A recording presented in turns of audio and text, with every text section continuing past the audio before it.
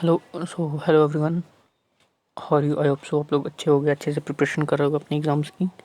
Welcome back to our YouTube channel let's crack SSC, railway, bank and other civilians examination. ठीक है friends, आप लोगों को मैं बताना चाहूँगा आज जितने भी देख रहे हो आप लोग सभी को बहुत ही इंपॉर्टेंट वीडियो है। ठीक है, जैसा कि आप लोग को पता है रेलवे का एग्जाम्स चल रहा है अभी कंटिन्यूअली। बहुत दिन बाद, बहुत दिनों से आप लोग वेट कर रहे थे आरआरबी के एग्ज़ाम्स के लिए, रेलवे के एग्ज़ाम्स के लिए। ठीक है फ्रेंड्स, तो एग्ज़ाम तो स्टार्ट हो गई है 28 दिसंबर से। मैं जितना भी अपडेट हो सकता था, बीच में चैनल पे था नहीं, मैं बिज़ी था, शेड्यूल बिज़ी था हमारा, तो मैं आप लोग के लिए यूट्यूब पे वीडियो लाता नहीं था। ठीक है, हमारा टेलीग्राम चैनल है, उसे भी ज़रूर ज्वाइन करना, ज़रूर से ज़रूर। ठीक है, जैसा कि आप लोग थंबनेल पे देख रहे होंगे आरआरबी एनटीपीसी का एग्ज़ाम स्टार्ट हो गया। ठीक है, तो मैं आप लोग को बता रहा हूँ इस एग्ज़ाम्स के दौरान आप लोग जितना पढ़े होगे, जहाँ से भी पढ़े होगे, आई होप तो सभी कोई अपना अपना प्रिपरेशन सेल्फ भी कर रहे होगे, और भी यूट्यूब चैनल है तो उनसे भी कर रहे होगे।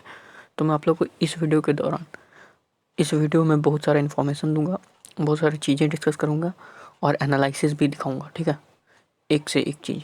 और आज से वीडियो लगभग डेली आएगी जब तक आप लोग का रेलवे का एग्ज़ाम, फिर आज अब से रेगुलर वीडियो आती ही रहेगी रेलवे, एसएससी, बैंक एग्ज़ाम्स के लिए। ठीक है, और जितने भी मतलब दुनिया का किसी भी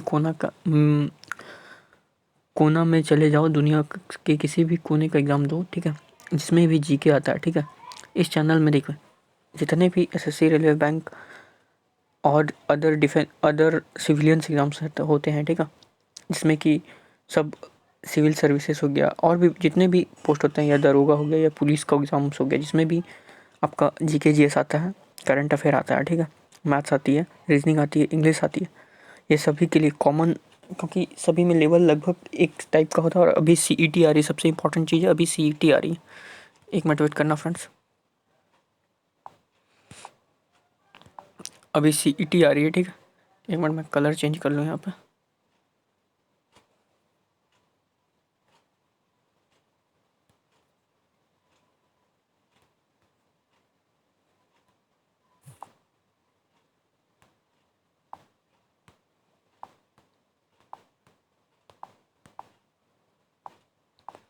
तो फ्रेंड्स चलिए स्टार्ट करते हैं अपना जो भी मेन चीज़ें हैं। ठीक है, तो मैं आप लोग को आज बता दूं जो भी इम्पोर्टेंट चीज़ है इसके बारे में। ठीक है, तो सबसे पहले सबका वेलकम अच्छे तहे दिल से। ठीक है, ध्यान से रहना आप लोग। एक चीज़ मैं बता दूं, आई होप सब लोग कोविड से भी अपना अलर्टेशन रखे होगे। ठीक है, तो जैसा कि देख रहे होगे आप लोग थंबनेल पे, इस पे डिस्कस करेंगे, कंप्लीट डिटेल में डिस्कस करेंगे। वीडियो थोड़ा बड़ा होगा तो पॉज कर, मतलब आराम से थोड़ा सा डिटेल में नॉलेज दूंगा, और इसको ज़्यादा से ज़्यादा शेयर करना सभी से ज़्यादा। ठीक है, पूरे यूट्यूब पे मैं बता रहा हूँ इस टाइप का, इस लेवल का और इस एक्यूरेसी के साथ एनालिसिस पूरे यूट्यूब में जितने भी बड़े चैनल हैं या कोई भी हो, मैं उनसे बात नहीं कर रहा।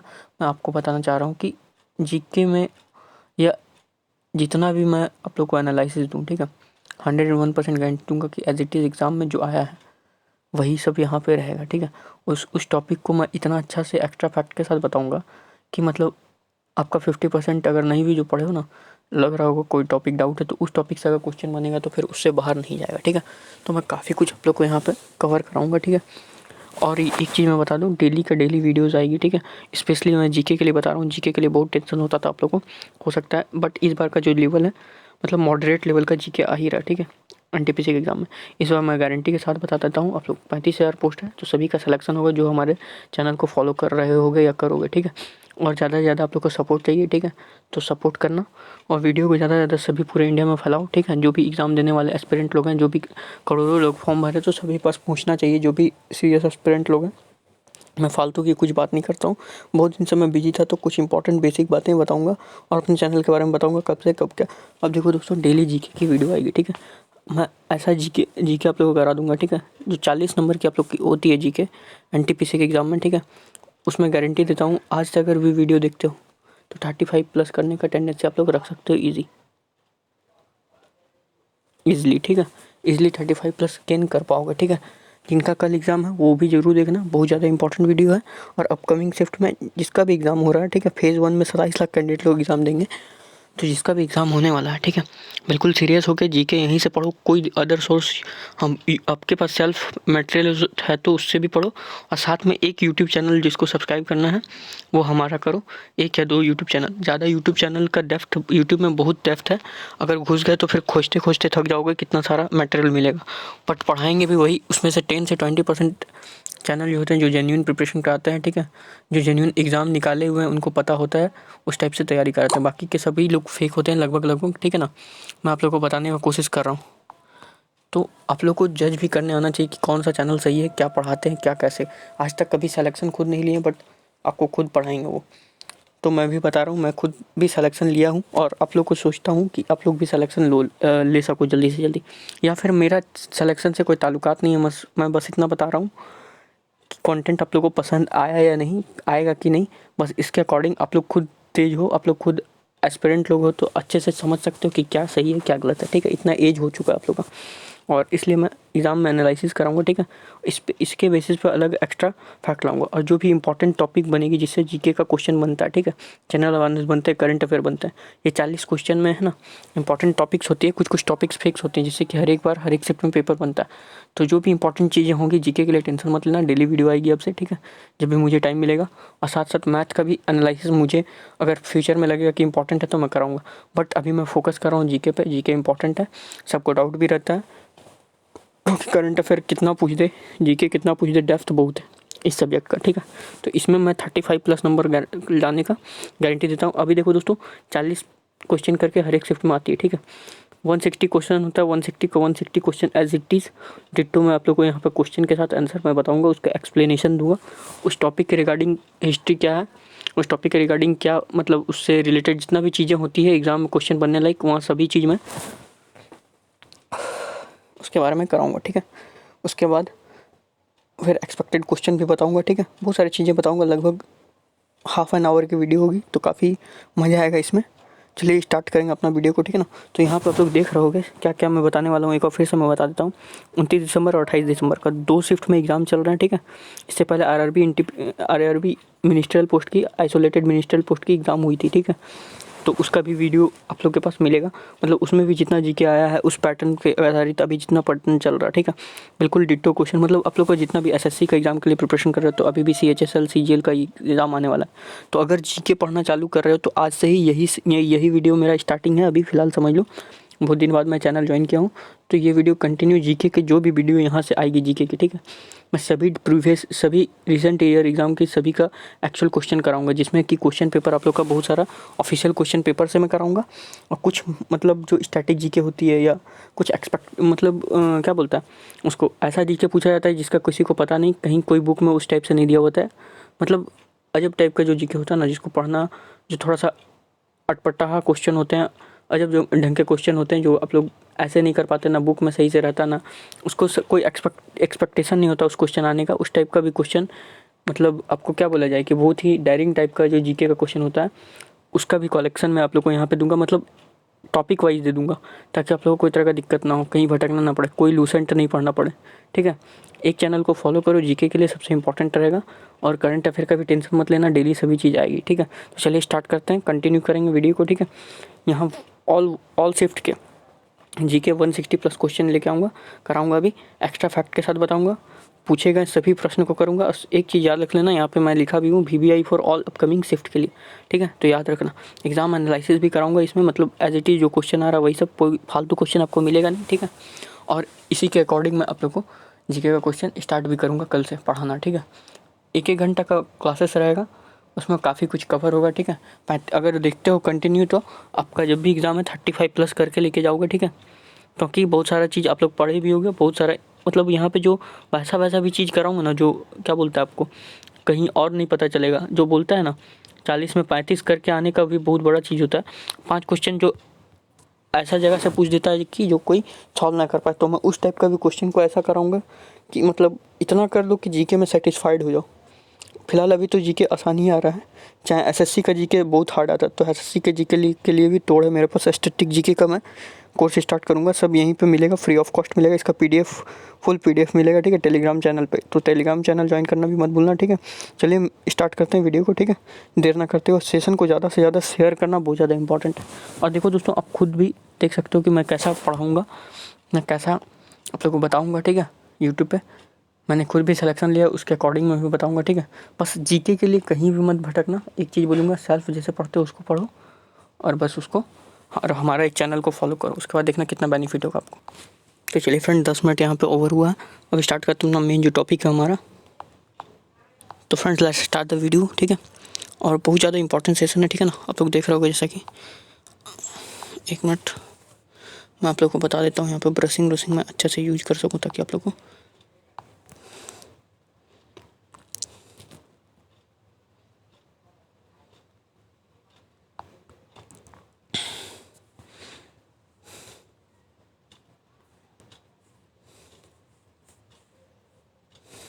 तो देख रहे हो 28 दिसंबर all shift first plus second shift है, ठीक है।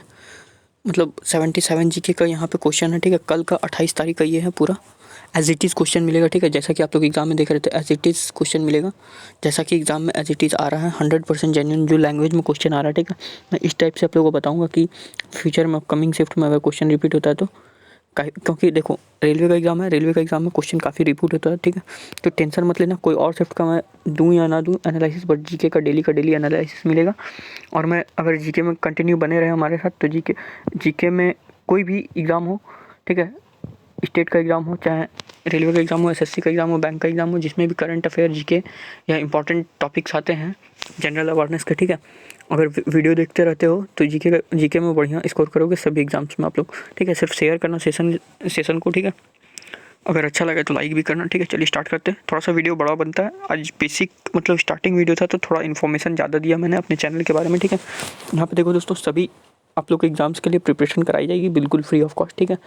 और पीडीएफ बिल्कुल अच्छा सा मटेरियल हमारे टेलीग्राम चैनल पे कंटिन्यू मिलता रहेगा। मैं इतना दिन बिजी भी था, तो आप लोग को एक से एक मटेरियल प्रोवाइड कराया हूँ। जिनको नहीं पता है, जो हमारे चैनल से जुड़े हैं उनको पता होगा, ठीक है। चलिए स्टार्ट करते हैं, देना करते हुए वीडियो को, ठीक है।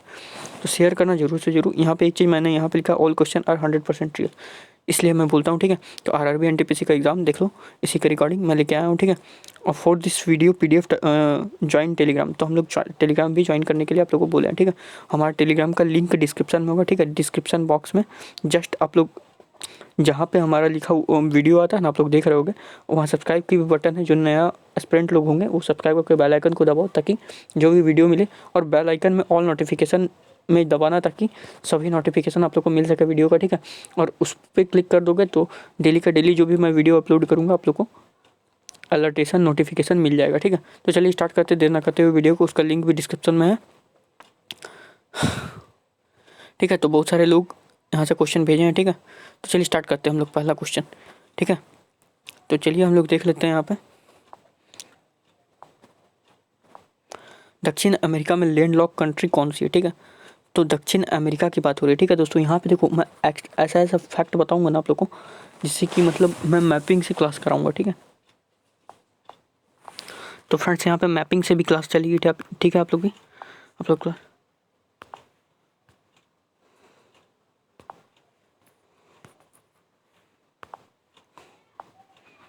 देखो फ्रेंड्स, तो मैपिंग से आप लोग को भी क्लास चलेगी। मैप के अकॉर्डिंग आप लोग को मैं बताऊंगा, जो भी कंट्री के रिगार्डिंग कुछ क्वेश्चन बनेगा, ठीक है। तो उससे ज़्यादा आप लोग को समझ में आएगा, ठीक है। जीके का कोई लोड नहीं लेना, मैं हूँ यहाँ पे।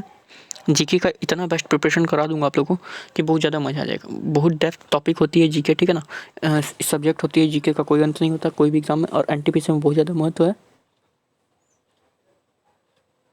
क्योंकि स्टेज 1 स्टेज 2 दोनों है, ठीक है। स्टेज 2 में 50 क्वेश्चन आता है, तो बहुत मतलब 50% सिलेबस का आप लोग कवर कर लेता है, लगभग 40%, इसलिए बहुत ज़्यादा इंपॉर्टेंट हो जाता है, ठीक है। और मैथ की आप लोग टेंशन मत लेना, मैं फ्यूचर में लॉन्ग वीडियो ले आऊँगा, आप लोग कनेक्टेड रहना और पढ़ाने का तरीका को देखना, ठीक है, एनालाइज करना। मैं एक ही क्लास लंबा मैराथन लूँगा, ताकि आप लोगों को सभी चीज़ समझ में आ जाएगा, ठीक है। चलिए स्टार्ट करते हैं। दक्षिण अमेरिका में लैंडलॉक कंट्री मतलब वैसा कंट्री, ठीक है, समझना बात को, वैसा कंट्री, ठीक है, जो लैंड लॉक है, ठीक है, सभी देशों से घिरा हुआ, ठीक है, लैंड लॉक कंट्री है।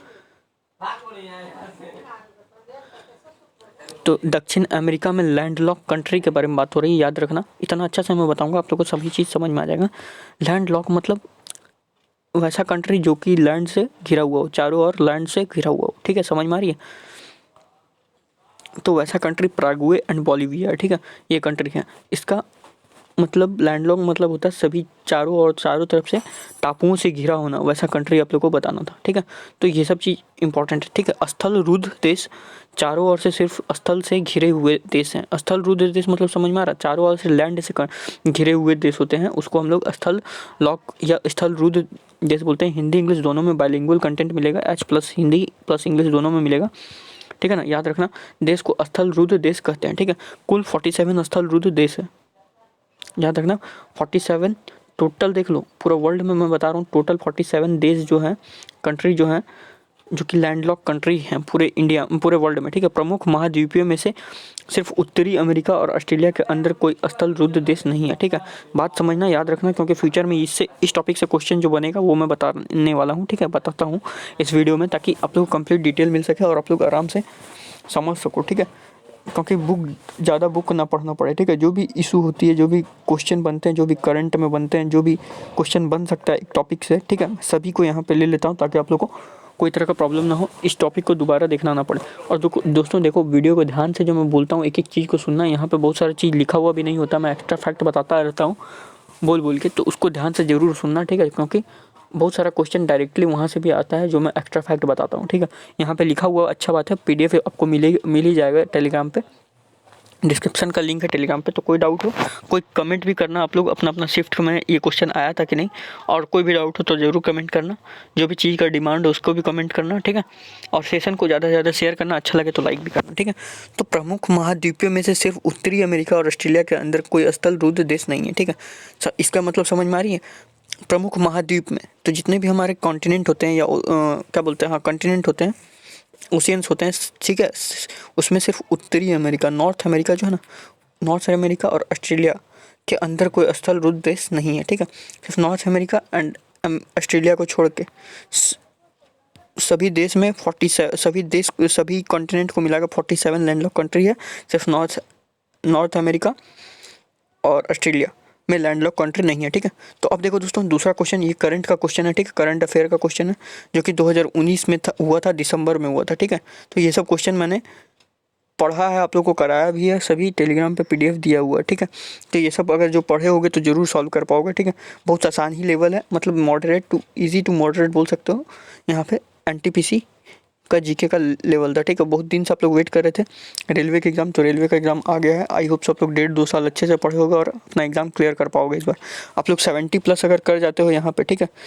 मैं अभी कटअप भी बताता हूँ, जिस हिसाब से अभी का एग्ज़ाम ट्रेंड चल रहा है, 70+ अगर करते हो ना तो आप लोग Tier 2 के लिए पास हो जाओगे, ठीक है। 70+ रॉ स्कोर होना चाहिए आप लोग का, ठीक है। इसलिए मैं एक्स्ट्रा फैक्ट भी बताऊँगा, ऑल टोटल चीज़ आप लोग को रेलवे SSC बैंक के रिगार्डिंग मिलता रहेगा यहाँ पर, जो भी नीड होती है आप लोग को, ठीक है, खास करके GK GS के लिए, ठीक है। और जो भी सब्जेक्ट के लिए इंपॉर्टेंट जो भी चीज़ें होगी A to Z यहाँ पे मिलेगी, फ्री ऑफ कॉस्ट मिलेगी, विथ PDF मिलेगी, ठीक है। जो भी इंपॉर्टेंट होगा, चाहे वो किसी भी सब्जेक्ट के रिगार्डिंग हो, ठीक है। तो चलो, बैंक ऑफ बड़ौदा के साथ किन बैंकों का विलय हुआ, यानी उसमें कनेक्टिविटी हो गई, ठीक है, मर्ज कर दिया गया। विलय मतलब मर्ज होता है, इंग्लिश में बोलते हैं इसको मर्जेशन। मर्ज मतलब एक साथ जोड़ देना, सभी अलग अलग चीज़ को एक साथ कर देना, ठीक है। तो बैंक ऑफ बड़ौदा के साथ देना बैंक को मर्ज किया गया, और विजया बैंक जो थे उसको मर्ज किया गया। ये 1 अप्रैल 2019 को किया गया था, ठीक है। इसका जिक्र 2000 मतलब दिसंबर में भी किया गया था, ठीक है। 1 अप्रैल 2020 को किया गया है, ठीक है। 2019 को हुआ था 1 अप्रैल 2020 को। ओरिएंटल बैंक ऑफ कॉमर्स, देखो जस्ट 1 साल बाद एक और बैंक का, मतलब और भी बहुत सारा बैंक को 2020 में भी मर्ज किया गया था, ठीक है। तो ओरिएंटल बैंक ऑफ कॉमर्स और यूनाइटेड बैंक ऑफ इंडिया को पंजाब नेशनल बैंक में जोड़ दिया गया था। यहाँ पे देखते चलना, PDF को मैं थोड़ा सा छोटा करूँगा यहाँ पे, ठीक है। सिंडिकेट बैंक को कैनरा बैंक में जोड़ा गया, आंध्रा बैंक को कॉर्पोरेशन बैंक का यूनियन बैंक ऑफ इंडिया में जोड़ा गया, ठीक है। बात समझना, ध्यान से समझना, ठीक है। आंध्रा बैंक व कॉर्पोरेशन बैंक को यूनियन बैंक ऑफ इंडिया में जोड़ा गया। बार बार मैं चिल्ला के बोल रहा हूँ, ये क्वेश्चन आपको दिखेगा, ठीक है। और खास करके PNB वाला जरूर दिखेगा, ठीक है। ओरिएंटल बैंक ऑफ कॉमर्स और यूनाइटेड बैंक ऑफ इंडिया का पंजाब नेशनल बैंक में विलय किया गया है। आई होप सो फ्रेंड क्लियर है, ठीक है। तो चलिए आगे नेक्स्ट जो है हमारा, इसके एक्स्ट्रा फैक्ट देख लेते हैं। इसमें क्या है एक्स्ट्रा फैक्ट, नेक्स्ट जो पैरा है, नेक्स्ट लाइन है, ठीक है। चलिए स्टार्ट करते हैं आगे का। तो सेशन को शेयर करते रहना ताकि आप लोग को मज़ा भी आ सके, और इस टाइप का कंटेंट मैं डेली आप लोग को प्रोवाइड करता हूँ डेली बेसिस पे, ठीक है। इसलिए शेयर करते रहना जरूर एक बार। तो इलाहाबाद बैंक को इंडियन बैंक में विलय किया गया, ठीक है, याद रखना। इलाहाबाद बैंक को पहले इलाहाबाद बैंक का नाम था state bank of Bikaner and Jaipur, ठीक है। उसके बाद इलाहाबाद बैंक नाम पड़ा, उसके बाद जो है ये विलय हो गया यानी मर्ज हो गया इंडियन बैंक में, ठीक है। तो याद रखना, ठीक है। तो आपसे मैं फिर से एक बार रिवीजन कराने के लिए पूछता हूँ, बैंक ऑफ बड़ौदा में किस बैंक को मर्ज किया गया है? तो ये देना बैंक है, ठीक है, पहला चीज़। दूसरा चीज़ है विजया बैंक, ठीक है। ये कब किया गया था भाई साहब? ये हुआ था 2019, 1 अप्रैल 2019 में किया गया था, ठीक है। तो डेट भी याद रखना, हो सकता है पूछ दे, ठीक है। उसके बाद फिर 1 अप्रैल 2020 को जो क्या क्या क्या किया गया था, 2020 को बैंक ऑफ इंडिया में सिंडिकेट बैंक को क्या किया गया था? BOI में जो मर्ज कर दिया गया था, पहला चीज़। दूसरा चीज़ इलाहाबाद बैंक को, ठीक है, इलाहाबाद बैंक को किस में किया गया था? इंडियन बैंक में कर दिया गया था, ठीक है। तीसरा चीज़ आंध्रा बैंक को, आंध्रा बैंक जो है उसको कहाँ किया गया था भाई साहब? उसको किया गया था आपका, एक मिनट थोड़ा सा मार्कर अच्छा से चल जाए, इसलिए आंध्रा बैंक जो भी है उसको हम लोग को कर दिया गया था यूनियन बैंक ऑफ इंडिया में, UBI जिसको बोलते हैं, यूनियन बैंक ऑफ इंडिया में, ठीक है। उसके बाद एक था और जो कि सिंडिकेट बैंक को क्या बोलता है, कैनरा में कर दिया गया था। फिर ओरिएंटल बैंक ऑफ कॉमर्स को, यूनाइटेड बैंक ऑफ इंडिया को, UBI को भी PNB में कर दिया था, जो कि PNB भी बहुत बड़ा बैंक है जिसमें कि बहुत सारा मतलब बहुत बड़ा बैंक है जिसका कि निवेश बहुत ज़्यादा है, ठीक है ना। इसका समझ में आ रही है बातें? इस एक चीज़ को समझ में आना चाहिए, मतलब बहुत बड़ा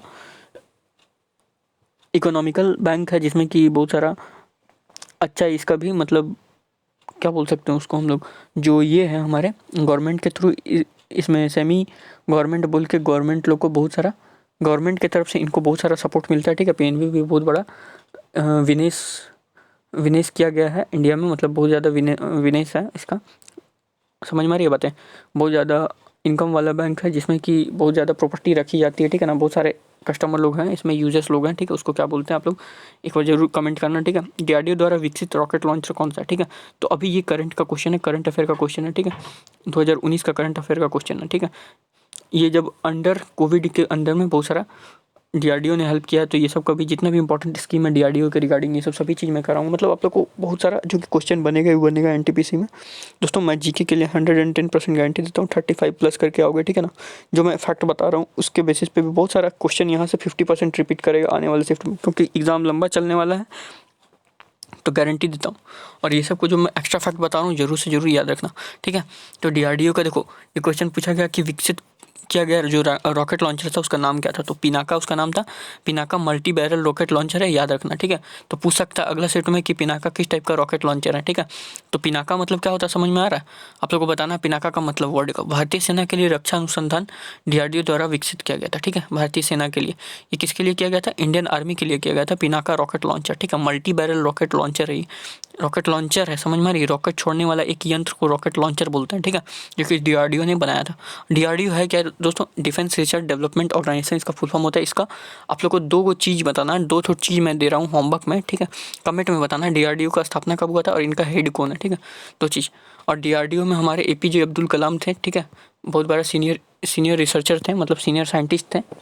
इनको मिसाइल मैन के नाम से भी जाना जाता था। इनका बहुत सारा पुस्तक है, ठीक है, इससे क्वेश्चन बनता है, ठीक है। तो APJ अब्दुल कलाम का बहुत सारे पुस्तक लिखा गया है, जिसमें विंग्स ऑफ फायर एक बहुत ज़्यादा उनका प्रमुख पुस्तक है, ठीक है।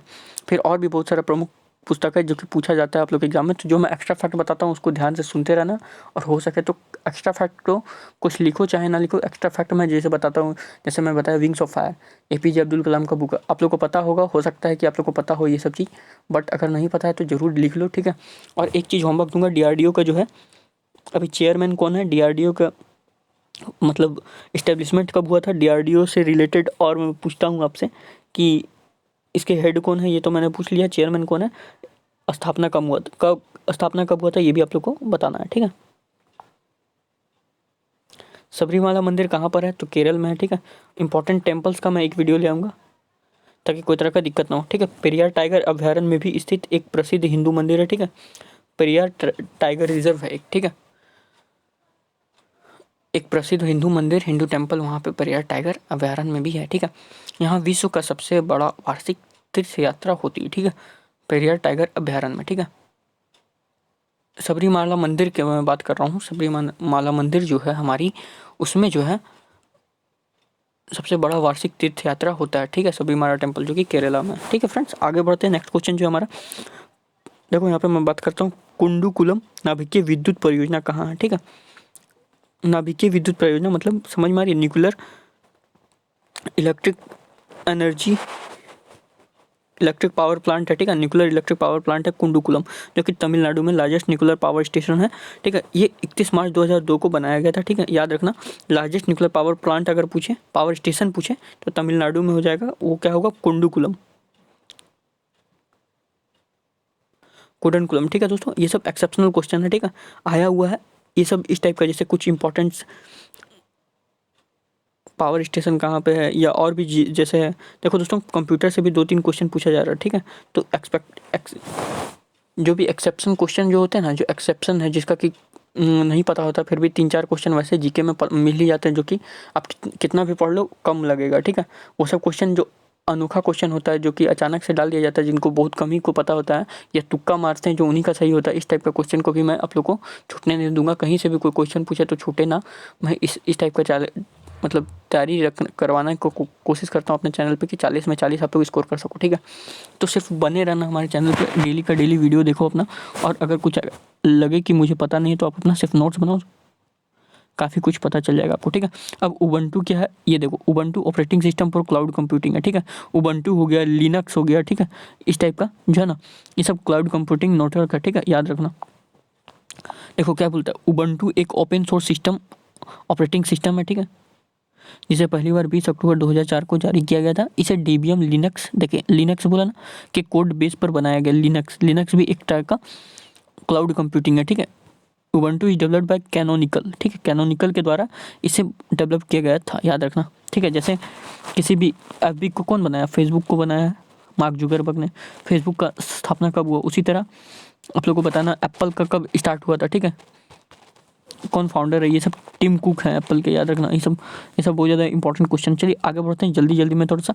कौन सा स्थल दिल्ली में नहीं है, ठीक है, बुलंद दरवाजा, फतेहपुर सीकरी जो कि यूपी में है, इस टाइप का आप लोग को ऑप्शन के अकॉर्डिंग बुलंद दरवाजा दिया हुआ होगा, इसी को चूज करना था, मतलब ऑड वन आउट होता है ना, उसी तरह, ठीक है। विश्व पर्यावरण दिवस पूछा गया था, इससे रिगार्डिंग बहुत सारा क्वेश्चन बनता है, तो सभी को मैंने यहाँ पे लिया, ठीक है। The theme of 2020 time of nature, time for nature, nature को लिए जो टाइम है, समय है, उसको देना चाहिए हम लोग को। ये चीज़ इस बार 2020 का थीम था वर्ल्ड इन्वायरमेंट डे का, ठीक है। इन्वायरमेंट मतलब पर्यावरण दिवस होता है, मतलब पर्यावरण होता है, ठीक है। 2019 का जो थीम था वो बीट एयर पोल्यूशन को कम करने का हम लोग का लक्ष्य था, ठीक है। ये 5 जून 1974 को पहला विश्व पर्यावरण दिवस मनाया गया था, जो कि वर्ल्ड बेसिस पे मनाया जाता है 5 जून 1974 को, ठीक है। तो 5 जून को हर एक ईयर मनाया जाता है, ठीक है। 2019-20 का थीम पूछेगा जरूर ना जरूर, कभी ना कभी कोई ना कोई शिफ्ट में, तो हो सकता है आप लोग जरूर याद करके जाओ, ठीक है। इसका देखो दोस्तों, पानीपत का दूसरा युद्ध कब हुआ था और किसके बंधे में हुआ था, ये क्वेश्चन देखो दोस्तों पूछा भी गया है, ठीक है। इसी तरह जितना भी इंपॉर्टेंट वार है, ठीक है, ये भी मैं अपने चैनल पे सभी चीज़ कराऊंगा, ठीक है। अगर पहले पढ़ लिए होगे तो अच्छा है, नहीं तो सभी चीज़ को एक जगह करके मैं एक ही वीडियो में जितना भी इंपॉर्टेंट होगा, मतलब हर एक शिफ्ट में युद्ध पूछा जा रहा है, इंपॉर्टेंट नेशन का ऑर्गेनाइजेशन पूछा जा रहा है, ऑर्गेनाइजेशन का हेडक्वार्टर पूछा जा रहा है, ठीक है। कल मतलब 28 तारीख का सेकंड सेट में बार्क का पूछा गया था, यूएनएससी का पूछा गया था। तो इस टाइप का जितना भी है सभी मैं एक वीडियो में कराने की कोशिश करूँगा, जितना स्टैटिक है, जितना करंट अफेयर है, ठीक है, जितना जीके जीएस है और जितना साइंस का क्वेश्चन बनता है, सभी चीज़ मतलब जीके का ऑल टोटल पावर पैक यहाँ पे मिलेगा आप लोग को, ठीक है, डेली का डेली बेसिस पे। जीके के लिए कहीं नहीं भटकना, और पूरा 100% जेन्युइन एनालिसिस भी दूंगा, कौन सा क्वेश्चन कहाँ से क्या आया था, ठीक है, जो कि कोई आप लोग को बहुत कम ही यूट्यूब चैनल बताएगा, ठीक है। बहुत सारे गलत भी चीज़ें बता रहे हैं, बट मैं जो बता रहा हूँ आप लोग टैली करके आना, जब एग्ज़ाम दोगे, अपना एग्ज़ाम देने के बाद अपना जो आओगे तब देखना कि मैं गलत बता रहा हूँ कि सही बता रहा हूँ। डेली बेसिस पे आपको रात में मिलेगी, ठीक है, वीडियो ऑल शिफ्ट की, ठीक है। कोशिश करूँगा मैं हर एक शिफ्ट कर दूँ, बट अगर ना पॉसिबल हो सका तो लेट में रात में आएगा वीडियो। ज़्यादा से ज़्यादा शेयर करना वीडियो को, तभी सपोर्ट करोगे तभी मज़ा आएगा मुझे भी, ठीक है। चलो, आप लोग का बहुत डिमांड था तभी मैंने इस वीडियो को स्टार्ट किया, क्योंकि मेरे पास भी टाइम बहुत कम होता है, ठीक है। पानीपत का दूसरा युद्ध कब किन के मध्य में हुआ था, ठीक है, तो 21 अप्रैल 1526 बाबर एवं इब्राहिम लोदी के बीच में हुआ था, ठीक है, पानीपत का युद्ध। इसका जो सेकंड युद्ध हुआ था वो 5 नवंबर 1556 में हुआ था, ठीक है, जस्ट 30 साल बाद। बैरम खां अकबर का सेनापति जो था और हेमू के बीच में हुआ था, आदिल शाह आदिल शाह सूर के सेनापति के बीच में हुआ था, ठीक है। हेमू कौन थे? आदिल शाह सूर के सेनापति थे। और अकबर के सेनापति कौन थे? बैरम खां। ये दोनों के बीच में पानीपत का दूसरा युद्ध हुआ था, ठीक है। 5 नवंबर 1556 को हुआ था। और पानीपत का प्रथम युद्ध जो हुआ था 21 अप्रैल 1526 को, ठीक है। पानीपत का तृतीय युद्ध जो हुआ था वो 14 जनवरी 1761 के बीच में हुआ था, मतलब 61 में हुआ था, ठीक है, मराठा एवं अहमद शाह अब्दाली के बीच में। तो याद रहेगा। फिर से रिवीजन कराता हूँ क्योंकि ये क्वेश्चन हर एक बार आरआरबी में पूछा गया और अगला सेट में 100% गारंटी देता हूँ कि पूछेगा। तो ये सबको मैं जो रिवीजन भी कराते चल रहा हूँ, इसलिए वीडियो लंबा हो सकता है, ठीक है। तो पानीपत का पहला युद्ध 21 अप्रैल 1526 में हुआ था, ठीक है, बाबर एवं इब्राहिम लोदी। फिर 56 में जो हुआ था वो 5 नवंबर को हुआ था, वो बैरम खां और हेमू के बीच में हुआ था, ठीक है। बैरम खां पूछ देगा कौन है, तो अकबर के सेनापति थे और आदिल शाह सूरी के सेनापति हेमू होते थे। फिर पानीपत का तृतीय युद्ध जो होता वो 14 जनवरी 1761 को होता होगा, ठीक है, याद रखना। 14 जनवरी 1761 को पानीपत का तृतीय युद्ध हुआ था मराठा एवं अहमद शाह अब्दाली के बीच में, ठीक है, याद रखना। तो बहुत ज़्यादा इंपॉर्टेंट है। कब? 1556। इस टाइप का जितना भी क्वेश्चन है, इंपॉर्टेंट डेट्स लगातार जो वार होती है, इंपॉर्टेंट डेट होते हैं उसके, तो उस टाइप से आप लोग कैलकुलेशन रखो कि असेंडिंग से डिसेंडिंग ऑर्डर भी पूछ सकता है। इसको आप लोग करेक्ट क्रम में लगाना है, ठीक है। कौन सा चीज़ या कोई आपका इन्वेंशन और डिस्कवरी से पूछ दिया कि कौन सा इन्वेंशन पहले हुआ था, कौन सा इन्वेंशन बाद, उसको असेंडिंग डिसेंडिंग ऑर्डर में लगाओ। तो ये सब याद करने का ट्रिक होता है। जो भी डेट है, ठीक है, 1526 है, उसका 56 में हुआ था, तो जस्ट 30 साल बाद, उस टाइप से क्रम में करके कितना साल बाद, कितना साल पहले हुआ था, उस समय याद कर लोगे। उस टाइप से याद करोगे तो ज़्यादा समझ में आएगा, ज़्यादा अच्छा से मेमोरी में ज़्यादा दिन तक रह पाएगा, ठीक है। अब देखो दोस्तों, 1556 से 4 साल बाद, इधर 5 साल हो गया। 5 साल बाद 1761 में ये हुआ था, ये 30 साल बाद हुआ था, ये 5 साल बाद हुआ था, ठीक है, थर्ड वाला युद्ध। तो इस टाइप से आप लोगों को समझ में आएगा, ठीक है। और सबसे पुराना क्वेश्चन और सबसे आसान क्वेश्चन सीपीयू के बारे में। कंप्यूटर का ब्रेन है, सबको पता होगा, ठीक है। सेंट्रल प्रोसेसिंग यूनिट इसका फुल फॉर्म होता है, बहुत कोई को नहीं भी पता होता, ठीक है। खेलो इंडिया यूथ गेम्स 2020 कहाँ पे हुए हैं, तो ये भी बताना। खेलो इंडिया से बहुत क्वेश्चन बन रहा है, ठीक है। यूनिवर्सिटी गेम भी एक बार इंट्रोड्यूस किया गया खेलो इंडिया में, तो ये सबको भी याद रखना। असम में हुआ, ठीक है, गुवाहाटी का असम में 10 से 22 जनवरी 2020 को हुआ। फर्स्ट जो हुआ था वो महाराष्ट्र में हुआ था, सेकंड जो हुआ था हरियाणा में हुआ था, थर्ड हुआ था दिल्ली में हुआ था, ठीक है। फर्स्ट खेलो इंडिया कहाँ हुआ था? महाराष्ट्र, सेकंड हरियाणा, थर्ड दिल्ली, और फोर्थ जो है 2020 वाला वो गुवाहाटी असम में हुआ। 2019 वाला पुणे महाराष्ट्र में हुआ था, फर्स्ट वाला 2018 दिल्ली में हुआ था। इतना सारा डिटेल कोई भी वीडियो आप लोगों को नहीं देगा, ठीक है। अब देखो दोस्तों, इसके बाद भी जो भी इंपॉर्टेंट फैक्ट बनता है, खेलो इंडिया यूनिवर्सिटी गेम कहाँ पे होने वाला हुआ है वो भी आप लोगों को बताना है। यूनिवर्सिटी वाला एक होता है, यंग वाला होता है खेलो इंडिया, जितने भी बच्चे लोग होते हैं जूनियर वाले लोग के लिए होता है, और एक होता है यूनिवर्सिटी वाले लोग के लिए। इस खेलो इंडिया स्कूल गेम होता है और एक खेलो इंडिया यूनिवर्सिटी होता है। तो स्कूल गेम में का तो मैं बताया, और आप लोग को यूनिवर्सिटी वाला भी बताना है, ठीक है। यूआरएल का फुल फॉर्म क्या होता है? Uniform resource locator. ये किससे रिलेटेड है? ये क्वेश्चन रिलेटेड है कंप्यूटर से, याद रखना, फेमस क्वेश्चन है, ठीक है। जब भी आप लोग सर्च करते होगे इंटरनेट में तो यूआरएल मांगता है। What is the URL? URL मतलब क्या होता है? जो भी आप लोग वेबसाइट में सर्च मारते हो www. ये इसको बोलते हैं हम लोग यूआरएल, यूनिफॉर्म रिसोर्स लोकेटर। तो आगे देखिए, कौन सा राज्य 7 सिस्टर में नहीं है, ठीक है। 7 सिस्टर जो है हमारे राज्य हैं, जिसमें कि उधर के नॉर्थ ईस्ट के जितने भी कंट्री हैं, ठीक है, स्टेट हैं, सभी को हम लोग 7 सिस्टर बोलते हैं। इसका मैंने ट्रिक भी यहाँ पे रखा है, ठीक है। 7 बहनें, भारत के 7 पूर्वोत्तर राज्य, 7 सिस्टर। ट्रिक क्या है? एटीएम आना मम्मी, एटीएम आना मम्मी, ठीक है। एटीएम मतलब असम, त्रिपुरा, मेघालय, और आना मतलब क्या हो गया? अरुणाचल, नागालैंड, इधर मणिपुर और मिजोरम, ठीक है, याद रखना। एटीएम आना मनी मतलब क्या हो गया? असम, त्रिपुरा, मेघालय, ठीक है। आना का मतलब हो गया आंध्र प्रदेश, अरुणाचल प्रदेश, ठीक है। आ से अरुणाचल प्रदेश, ना से नागालैंड, म से मणिपुर, और म से मी से मिजोरम, ठीक है। अभी मिजोरम में बहुत सारा फेस्टिवल मनाया गया नया नया, तो उसको भी याद रखना, करंट अफेयर का क्वेश्चन बन सकता है, ठीक है। पटचित्र कहाँ का चित्रकला शैली है? बहुत ज़्यादा फेमस है, ये है उड़ीसा का। उसी तरह एक पेंटिंग और मैं बताऊंगा जो कि क्या चीज़ से रिलेटेड है। पटचित्र हो गया ना, उड़ीसा का पटचित्र है, ठीक है। उसी तरह मधुबनी एक पेंटिंग होती है जो कि बिहार से रिलेटेड है, ठीक है। और भी बहुत सारे इंपॉर्टेंट पेंटिंग्स होती है जो कि इंपॉर्टेंट होता है, बट 2 ठो ये जरूर पूछेगा आप लोग अब की बार जरूर करना। बिहार का जो पेंटिंग है मधुबनी, जो कि बहुत ज़्यादा फेमस है। उसी तरह एमपी का भी है, तंजौर का पेंटिंग है, तमिलनाडु का भी है। इस टाइप का बहुत सारा पेंटिंग है, सिक्किम में भी बहुत सारा पेंटिंग यूज होता है। तो ये सब फेमस क्वेश्चन बनते हैं पेंटिंग से, ठीक है। तो ये सबको एक्स्ट्रा जरूर करो। पट का अर्थ होता है कपड़ा, याद रखना, ठीक है, कपड़ा। वंदे भारत एक्सप्रेस किन स्टेशनों के मध्य चलती है? ठीक है, ट्रेन 18 नाम से भी चर्चित वंदे भारत एक्सप्रेस दिल्ली से वाराणसी के मध्य चलती थी। ठीक है, दिल्ली, कानपुर, इलाहाबाद, वाराणसी इस टाइप करके जाती थी। ठीक है, चलो आगे, यही 5 स्टेशन में, 4 स्टेशन में इनका स्टॉपेज था। ठीक है, 55वां ज्ञानपीठ पुरस्कार किसे दिया गया? 29 नवंबर 2019 को प्रसिद्ध मलयालम कवि अकिट्टम अच्चिकुम नंबूथरी। ये क्वेश्चन तो फिक्स था, मैंने पहले भी बताया था, BBI है। जितना भी नोबल या जितना भी पुरस्कार होते हैं, ठीक है, पुरस्कार से रिलेटेड करंट अफेयर में जरूर करके जाना। स्पोर्ट अवार्ड, ये सब जितने भी है, ठीक है, इंपॉर्टेंट पर्सनैलिटीज से क्वेश्चन बनती है। ठीक है, तो आगे जल्दी से जल्दी देखो। ठीक है,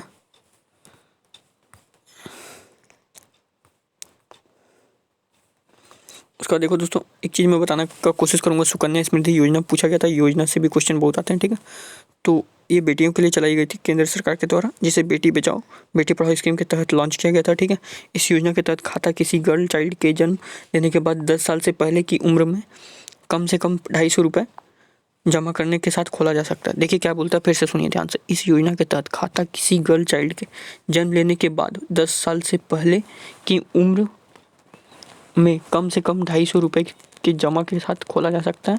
सुकन्या समृद्धि योजना खाते से 18 साल की उम्र के बाद बच्चे की उच्च शिक्षा के लिए खर्च के मामले में 50% तक रकम निकाली जा सकती है। ठीक है, समझ में आ रही है बातें?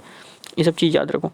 तो फिर URL मैंने आप लोग को बताया, तो और जो भी मैं एक्स्ट्रा फैक्ट बता रहा हूँ जरूर याद रखना, बहुत ज़्यादा इंपॉर्टेंट है। उसके बाद देखो दोस्तों, वंदे भारत मैंने बताया दिल्ली से वाराणसी चलती है, दिल्ली, कानपुर, इलाहाबाद, वाराणसी, ये 4 मतलब स्टेशन में स्टॉपेज में रुकेगी बस, बाद बाकी में नहीं रखती है।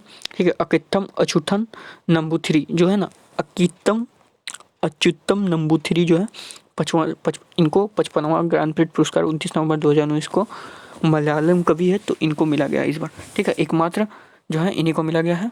और 1965 में फर्स्ट मिला गया था जी शंकरा कुरुप को, ये भी मलयालम की थी। ठीक है, तो 8वीं अनुसूची में शामिल भारतीय भाषाओं एवं अंग्रेजी में लिखने वाली भारतीय लेखकों को ये दिया जाता है 55 मतलब ज्ञानपीठ पुरस्कार। ठीक है, अब देखो दोस्तों, जल्दी से जल्दी हम लोग देखते हैं। ठीक है, जितने भी क्वेश्चन है, ठीक है, उसके बाद मैं सेशन को एंड भी करूँगा जल्दी से जल्दी। ठीक है, ध्वनि का संचारण किसमें नहीं होता है? ठीक है, तो संचारण मतलब साउंड कहाँ से ट्रेवल नहीं कर सकते, संचारण मतलब ट्रेवल होता है तो निर्वात में नहीं होती है, यानी वैक्यूम में नहीं होती। ठीक है, सबसे ज़्यादा स्पीड किस में होता है? द्रव में होता है, उसके बाद गैस में होता है, ठोस में होता है, उसके बाद द्रव में होता है, उसके बाद मतलब सॉलिड में सबसे ज़्यादा स्पीड होता है, फिर लिक्विड में, फिर गैस में। ठीक है, याद रखना साउंड का। उसी तरह होता है दोस्तों लाइट का, तो लाइट का भी आप लोग याद रखना किस में पास नहीं होता, तो लाइट को किसी को मीडियम नहीं की आवश्यकता नहीं होती। ठीक है, बट साउंड को मीडियम की आवश्यकता होती है। राजत रंगनी के लेखक कौन है? तो कलहन द्वारा राजत रंगनी संस्कृत ग्रंथ है जो कि लिखा गया है। ठीक है, कलहन के द्वारा। कलहन कौन था अब इसको भी बताना होगा आप ही को। ठीक है, कमेंट करके। ठीक है, इसलिए बोल रहा हूँ ये क्वेश्चन जीके के लिए बहुत ज़्यादा इंपॉर्टेंट है। अगर जीके का आरआरबी एनटीपीसी की तैयारी कर रहे हो अभी करंट में, या एसएससी का CHSL का जितना भी एग्जाम है, ठीक है, CHSL CGL CPO सभी का नया वैकेंसी आ चुका है। ठीक है, तो बिल्कुल जीके का प्रिपरेशन करना, तो इस चैनल को जरूर फॉलो करो। और भी जो भी इंपॉर्टेंट सब्जेक्ट के रिगार्डिंग जो भी इंपॉर्टेंट कॉन्सेप्ट होते हैं मैं टाइमली वीडियो लाऊंगा, बट आप लोग सपोर्ट करोगे तभी। ठीक है, इस टाइप का वीडियो चाहोगे तो ही सपोर्ट करते रहना, तब जाकर ज़्यादा मजा आएगा। पृथ्वी पर किसी पिंड का मान्य द्रव्यमान 80 kg है, तो चंद्रमा पे कितना होगा? ठीक है, 80 डिवाइड में 1/6। ठीक है, जो पृथ्वी पर अगर 1 है तो चंद्रमा पे 1/6 हो जाएगा। ठीक है, तो इसका 1/6 कर दो तो क्या होगा आप लोग बताना। ठीक है,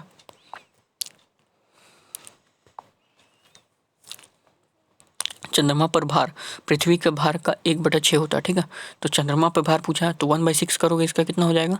6 1 जा और 6 मतलब 6 3 जा 13 पॉइंट कुछ आएगा इसका आंसर, तो वो 13 पॉइंट कुछ हो जाएगा। ठीक है, तो बिल्कुल बेसिक सा न्यूमेरिकल सा सबको पता होना चाहिए। केंद्रीय आलू अनुसंधान संस्था कहाँ है? शिमला में, याद रखना, इंडियन पोटैटो रिसर्च सेंटर। ठीक है, उसी तरह केंद्रीय चावल अनुसंधान कटक में, केंद्रीय वन अनुसंधान देहरादून में है। उसी तरह भारतीय कृषि अनुसंधान नई दिल्ली में, केंद्रीय वनस्पति अनुसंधान लखनऊ में। ठीक है, तो इतना सारा चीज़ मैं आप लोगों को बताया हूँ। फिर आगे देख लेते हैं हम लोग। पदार्थ की मात्रा की SI यूनिट क्या होती है दोस्तों? मोल में निकालते हैं, क्योंकि जितना भी मैटर होता है, मैटर को जो SI यूनिट होता है मोल होता है। ठीक है, उसी तरह विषाणु वायरस जनित रोग कौन कौन सा वो पूछा गया था। ठीक है, ऑप्शन के अकॉर्डिंग चेचक जो है, शीतला बड़ी माता, स्मॉल पॉक्स एक विषाणु जनित रोग है। ठीक है, ऑप्शन के अकॉर्डिंग चेचक जो है वो आपका ये हो जाएगा। उसके बाद 1976 में अंग्रेज चिकित्सक एडवर्ड जेनर ने चेचक का टीका का आविष्कार किया था। ठीक है, यार एडवर्ड जेनर ने मतलब चिकन पॉक्स का, स्मॉल पॉक्स का वैक्सीन बनाई थी। वायरस जनित रोग के ट्रिक जो है, रखो हमें हीट करके पोइचे छोड़ गई। ठीक है, रेखा हमें हिट करके पीछे छोड़ गई, ठीक है। तो देख लो यहाँ पे रेबीज, खासरा, रेबीज, हर्पीस, हेपेटाइटिस, ट्रैकेमा, खासरा, मेनिंजाइटिस, पोलियो, ठीक है। उसका बाद एड्स, छोटी माता, गलसोद, पोलियो, चेचक, डेंगू ज्वर मतलब डेंगू फीवर जो होता है, उसके बाद इन्फ्लुएंजा, ये सब सब वायरस से होने वाला डिजीज है सब। आई होप सो सभी चीज़ आप लोगों को क्लियर होगा। विषाणु मतलब वायरस होता है, ठीक है दोस्तों। विष जिसमें होता है, नाम से पता चल रहा होगा कौन सा, महारत्न कंपनी है, ठीक है। महारत्न कंपनी, मिनी रत्न कंपनी और नवरत्न कंपनी, 3 टाइप के कंपनी की होती है, ठीक है। तो महारत्न कंपनी के बारे में बात किया गया है, ठीक है। तो ऑप्शन में था कोल इंडिया लिमिटेड, उसके अकॉर्डिंग कोल इंडिया लिमिटेड जो है महारत्न कंपनी होगी, ठीक है। कोल इंडिया, CIL, ठीक है। उसी तरह 10 महत्वपूर्ण जो है इम्पोर्टेंट महारत्न कंपनी है। यहाँ पे देख लो, भारत हेवी इलेक्ट्रिकल लिमिटेड, भेल जिसको बोलते हैं हम लोग। भेल का हेडक्वार्टर कहाँ पे दोस्तों? बेंगलोर में, ठीक है, याद रखना। भेल जो है ना, बेंगलोर में, याद रखना भेल।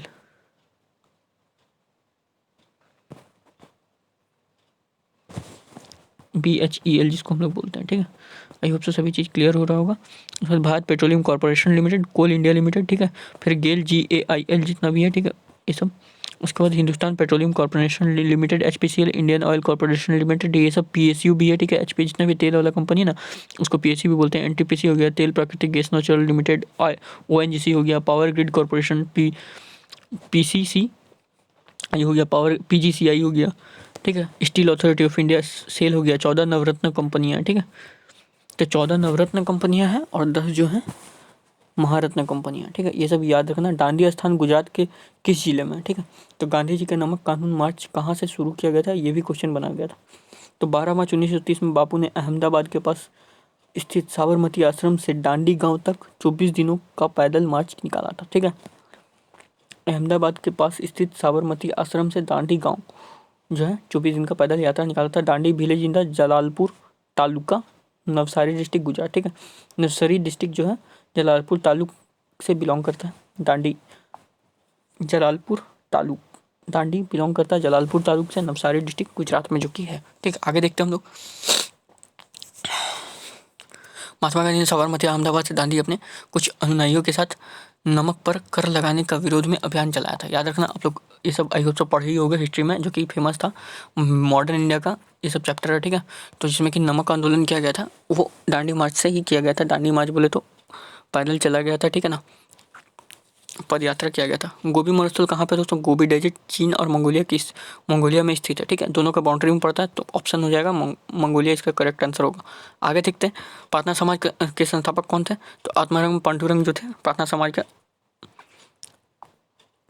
प्रार्थना समाज के जो थे संस्थापक थे, ठीक है। याद रखिएगा, आई होप सब लोग को समझ में भी आ रहा होगा।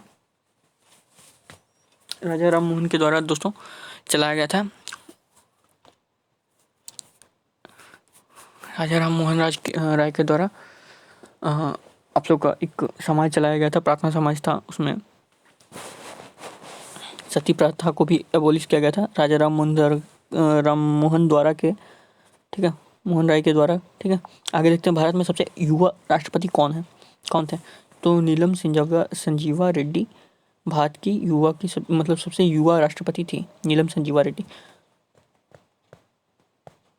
तो 25 जुलाई 1970 को 64 वर्ष की उम्र में नीलम संजीवा रेड्डी ने भारत छठे राष्ट्रपति बने थे, ठीक है।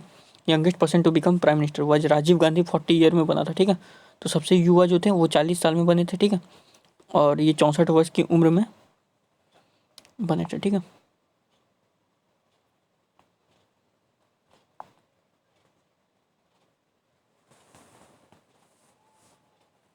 सबसे युवा प्रधानमंत्री अगर पूछे तो राजीव गांधी हो जाएगा। सबसे युवा राष्ट्रपति पूछे तो नीलम संजीवा रेड्डी हो जाएगा। याद रखना, बिम्स्टेक का सदस्य कौन नहीं है ये बताना। तो बिम्स्टेक देख लो, Bangladesh, Bhutan, India, Myanmar, Nepal, Sri Lanka, Thailand, ठीक है।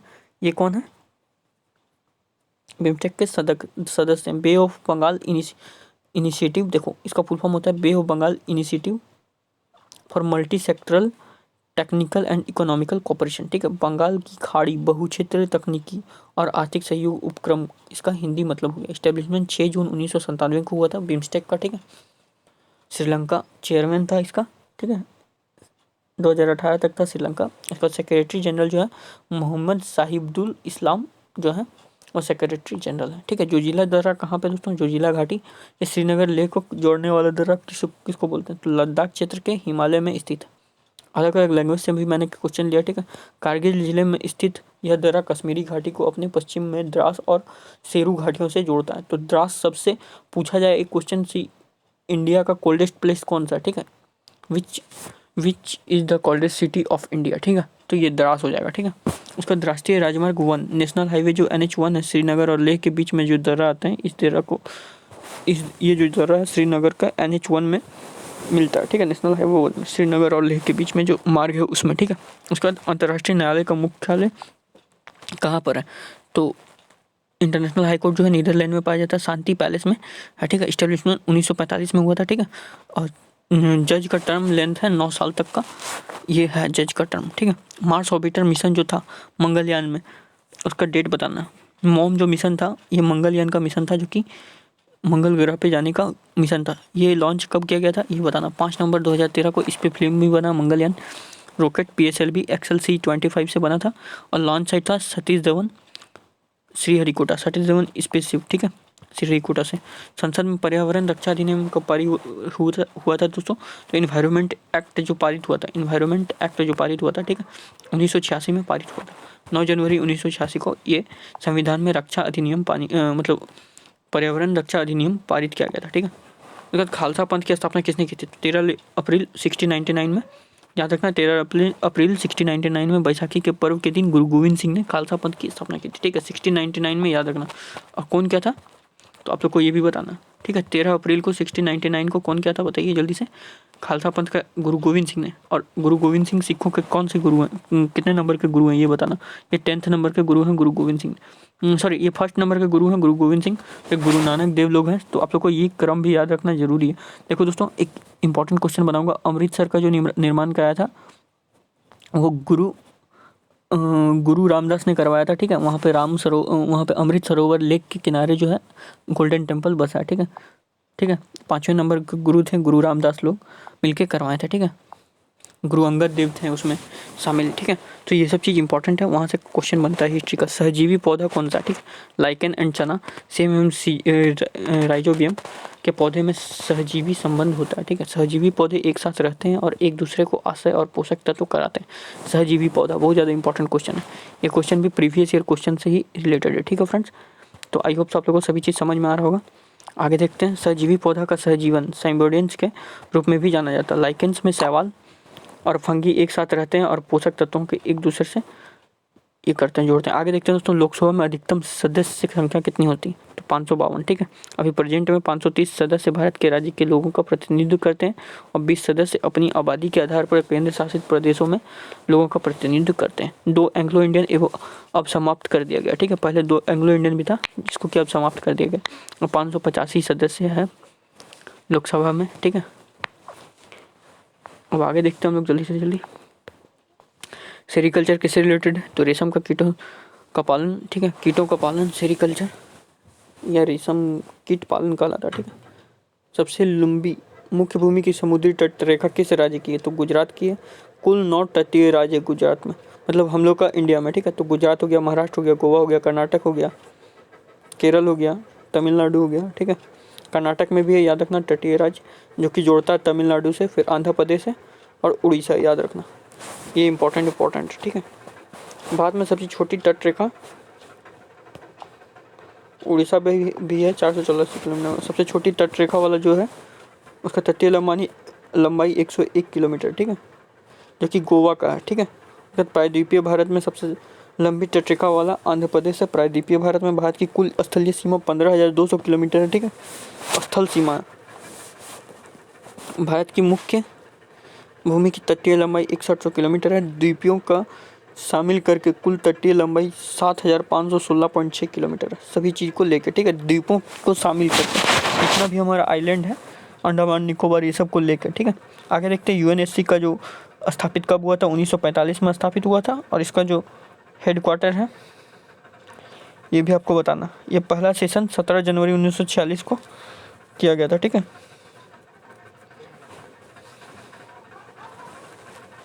1946 में हुआ था पहला सेशन इसका। परमानेंट मेंबर जो है यूएनएससी का चाइना, फ्रांस, रसिया, यूके और यूएसए। आगे देखते हैं दोस्तों, जो सेकंड शिफ्ट है उसको देख लेते हैं, ठीक है। गोल गुंबज कहाँ पे दोस्तों, तो गोल गुंबज आप लोगों को बताया गया है, सुल्तान मोहम्मद अब्दाली शाह ने मकबरा बनाया था गोल गुंबज में, बीजापुर कर्नाटक में, ठीक है। मौलिक कर्तव्य किस संविधान संशोधन के तहत जोड़े गए, ठीक है। तो 42वें संविधान संशोधन के दौरान 1976 में जोड़ा गया था इसे रूस के संविधान से लिया गया है, ठीक है ना, जो भी मौलिक कर्तव्य है उसको, ठीक है। सरदार स्वर्ण सिंह की कमेटी के अनुशंसा पर जोड़ा गया था, ठीक है। उर्वरक उत्पादक से संबंधित क्रांति का रंग बताना था, ठीक है। यानी फर्टिलाइज़र जो है, फर्टिलाइज़र प्रोडक्शन जो है उसमें कौन सा रिवोल्यूशन होता है, किस कलर का रिवोल्यूशन होता है, दूसरा क्रांति जिसको बोलते हैं हम लोग, वो ग्रे कलर का होता है। हरित क्रांति ग्रीन रिवोल्यूशन खाद्यान्न उत्पादन से है। उसका यहाँ पे देख लेना, इसका मैं PDF दे दूंगा। आगे चलते हैं जल्दी से जल्दी। सबसे ज़्यादा 5 बार राष्ट्रमंडल खेल आयोजित करने वाला देश ऑस्ट्रेलिया है, जो कि यहाँ पे निम्नलिखित वर्ष में आयोजित किया गया। फिर कनाडा है 4 बार, हैमिल्टन कनाडा में, ठीक है। फिर न्यूजीलैंड 3 बार, फिर भारत एक ही बार किया, ठीक है। न्यूजीलैंड 3 बार, कनाडा 4 बार, भारत 1 बार। और जो सबसे ज़्यादा ऑस्ट्रेलिया 5 बार ने किया है कॉमनवेल्थ गेम्स का आयोजन, ठीक है।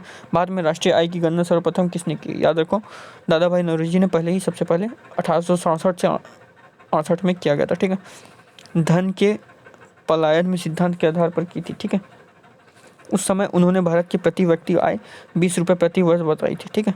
उसके बाद वैज्ञानिक आधार पर सर्वप्रथम 1931-32 में VK राव ने, ठीक है, किया था, जिसका आधार पर भारत की प्रति व्यक्ति आय 62 रुपये प्रति वर्ष थी, ठीक है। तो सबसे इंपॉर्टेंट चीज़ यही सब है, ये सबसे क्वेश्चन बनते हैं, ठीक है। तो आप लोग का सभी क्वेश्चन सभी सब्जेक्ट को टच कर रहा है, हिस्ट्री, ज्योग्राफी, पॉलिटी, इकोनॉमिक्स, ठीक है, environment, computer, physics, chemistry, biology. तो सभी का लगभग एवरेज क्वेश्चन बायोलॉजी में 4 से 5 क्वेश्चन पूछ ही लिया जा रहा है, मतलब 3 से 4 क्वेश्चन। सेब में होने वाला रोग जो है, मतलब फायर ब्लाइट होता है सेब में रोग। जैसे सेब एक फल है, उसमें भी रोग होता है, ठीक है, उसमें भी रोग होता है। जैसे आदमी में रोग होता है ना, उसी तरह इसमें भी रोग होता है, जिसका नाम है फायर ब्लाइट, ठीक है। सेब में हो गया, मूली में हो गया, फिर जो भी है अलग अलग फल में भी होता है, सभी फल में भी या पौधा में भी अलग अलग बीमारी होता है। तो उस टाइप का मतलब पौधा का बीमारी का नाम पूछा है, जो कि आप लोग को बुक में दिया हुआ होता है, ठीक है ना। तो ये सब भी पढ़ना पड़ता है। ये सब जितना भी एक्सेप्शनल टॉपिक है सभी को मैं कवर करवाऊंगा, ठीक है। वीडियो में बने रहना और अंत तक शेयर करते रहना, ठीक है। सेब पपड़ी वेनुटीरिया इनाक्वाइलिस, सेब का 2-3 और बीमारी होता है, फायर ब्लाइट होता ही है, और पाउडरी माइल्ड्यू, पोडोस्फेरिया लिकोट्रिचा, ये भी एक बीमारी। सेब में विकार जो होता है वो बीटर पिट से होता है, फिर ब्राउन हार्ट और कार्क स्पॉट करके इसका ये बीमारी का नाम, मतलब इस पे रिसर्च जितना भी किया गया, ये सब विकार जो होता है सेब में जितना टाइप का बीमारी होता है ये सब बताया गया, ठीक है। देखो दोस्तों, बहुत ज़्यादा इंपॉर्टेंट क्वेश्चन है और ये क्वेश्चन आपका रिपीट भी कर सकता है, ठीक है। ये आपका स्पेस साइंस से रिलेटेड क्वेश्चन है। प्रथम संचार उपग्रह मतलब फर्स्ट कम्युनिकेशन सैटेलाइट जो था वो एप्पल था, इसका फुल फॉर्म होता है एरन पैसेंजर पेलोड एक्सपेरिमेंट, ठीक है। इंडिया का पहला कम्युनिकेशन सैटेलाइट है, जो कि 1981 में सक्सेसफुली लॉन्च किया गया था। उसके बाद दोस्तों पहला दूर संवेदी उपग्रह है, जो कि दूर संवेदी उपग्रह इंग्लिश में आप लोग को बताना क्या होता है। इसका जो है ये जो था SROSS stage Rohini satellite series था। और इंडिया का पहला जो सैटेलाइट था सबसे पहले आर्यभट्ट था, वो जो लॉन्च किया गया था वो रसिया के द्वारा लॉन्च किया गया था, रसिया के स्पेसशिप से लॉन्च किया गया था, ठीक है। अब देखो दोस्तों, मोपाला विद्रोह के बारे में दिया गया, जो कि मालाबार विद्रोह था। मोपाला विद्रोह, मालाबारी विद्रोह भी बोलते हैं इसको, 1921 में मालाबार तट जो था वहीं पे केरला के मुसलमानों और स्थानीय जमींदारों द्वारा 1921 में ब्रिटेन के विरुद्ध किया गया था विद्रोह, ठीक है। विनायक दामोदर सावरकर ने मोपाला नामक उपन्यास भी लिखा गया है, ठीक है, इनके द्वारा। NIU का फुल फॉर्म बताना, नेटवर्क इंटरफेस यूनिट होता है इसका। फिर अर्थशास्त्र में नोबेल प्राइज 2020 किसे दिया गया, तो ये पॉल ऑल मिलग्रम और रॉबर्ट B विल्सन को दिया गया है, ठीक है। ये चीज़ बताना। वो was the viceroy of the Indian Jallianwala Bagh massacre, ठीक है। तो उस समय वाइसराय थे लॉर्ड चैम्फोर्ड, अमृतसर में, ठीक है। जलियांवाला बाग हत्याकांड हुआ कब, 13 अप्रैल 1919 को, और ये जनरल डायर के द्वारा कराया गया था, ठीक है। उसी तरह सूर्य की चमकीला सतह को क्या कहते हैं, फोटोस्फीयर कहते हैं, याद रखना। इसका जो है कंपोजिशन यहाँ पे दिया गया, ठीक है। सापेक्षता का सिद्धांत किसने दिया था, तो law of theory of relativity जो था वो आइंस्टाइन के द्वारा दिया गया था, ठीक है। फिर आगे देखते हैं हम लोग जल्दी जल्दी, ठीक है, टाइम वेस्ट ना करते हुए। इंडियन फ्लैग का ब्रिटेन से कौन चुरा कर लाया था, ठीक है। बीकाजी कामा जो थे, ठीक है, मैडम बीकाजी कामा ने ये काम को किया था। तो ये आपसे क्वेश्चन पूछा था, तो मैडम बीकाजी कामा ऑप्शन में भी दिया हुआ था, तो आप लोग को यही सब चीज़ पूछा गया था। बिल्कुल 100% जेन्युइन क्वेश्चन मैं यहाँ पे प्रोवाइड कर रहा हूँ। संविधान सभा का विचार सर्वप्रथम किसने दिया था, ठीक है।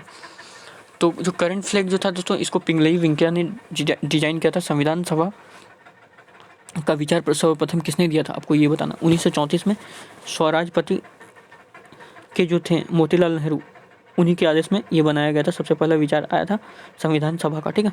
फिर टिहरी जल विद्युत परियोजना किस राज्य में, ठीक है। नहीं, आपसे क्वेश्चन इस टाइप से पूछा गया था कि कौन सा परियोजना उत्तराखंड में है, ये क्वेश्चन पूछा गया था।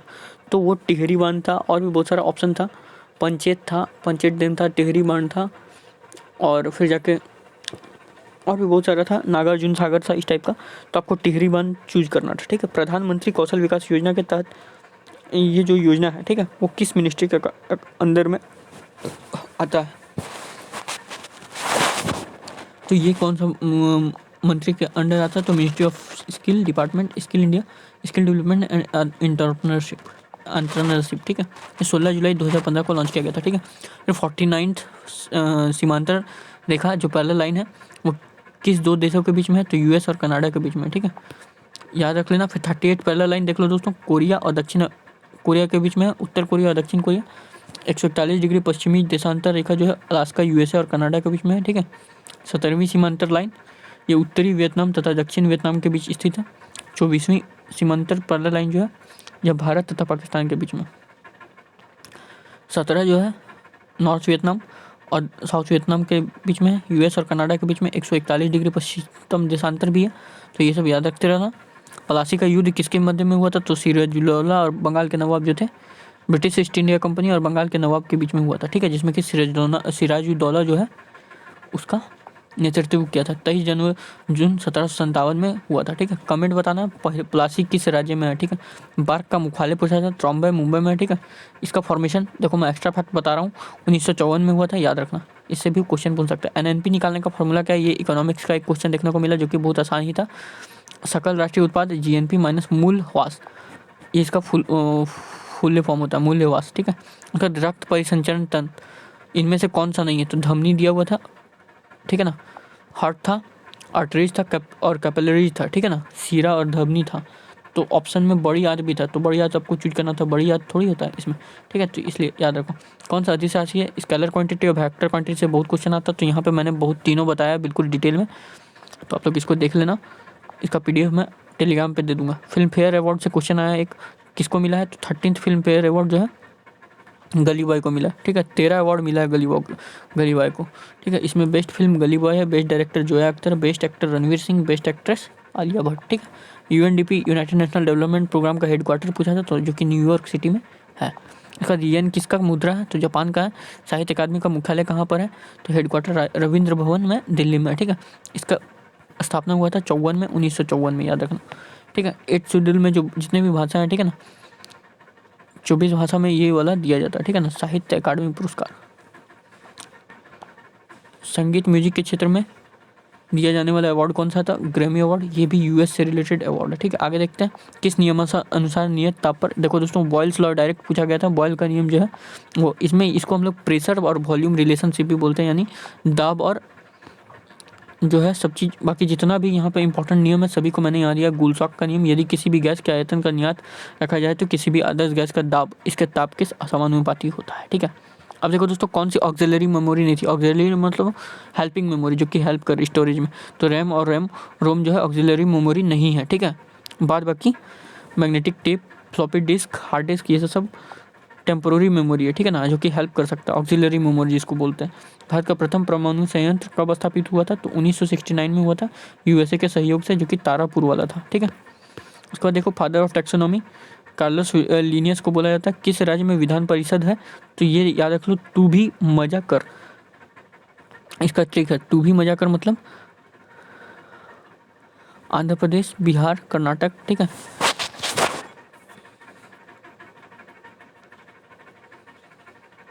तेलंगाना, ठीक है। बिहार हो गया, मजा से मतलब हो गया महाराष्ट्र, ठीक है।